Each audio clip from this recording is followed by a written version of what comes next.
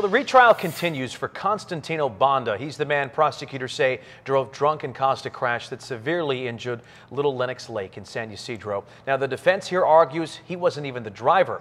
10 News reporter Mimi Alcala joins us live now from the courthouse in Chula Vista. And Mimi, the little boy's mother was on the witness stand this morning. She was, Jason, and this is the second time she's had to do all of this, so you can imagine how difficult this is for her as a mother. Today she talked about how her son not only suffered physically from all of this, but mentally as well.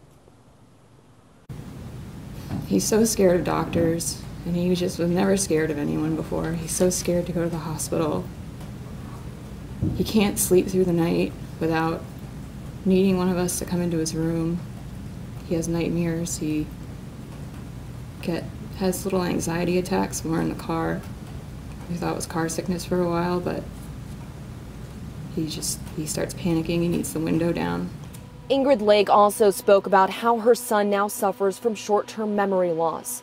Constantino Banda listened through an interpreter as she answered questions on the stand today.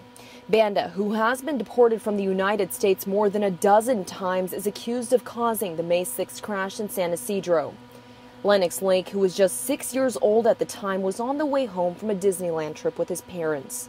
He was severely injured in that crash and hospitalized for 18 days with multiple skull fractures. Now, the jury deadlocked in the first trial because they weren't positive Banda was the driver. He had another man, Jorge Adame, in the truck with him at the time.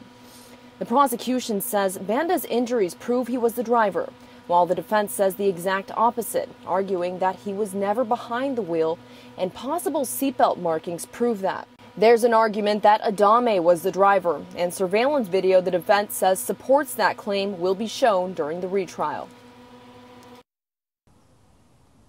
And we did get a brief chance to chat and see little Lenox Lake outside of the courtroom. He appeared to be in good spirits and a happy, curious child, but his mother does say he does have a long road to recovery. We're live in Chula Vista this morning. Mimi Alcala, 10 News.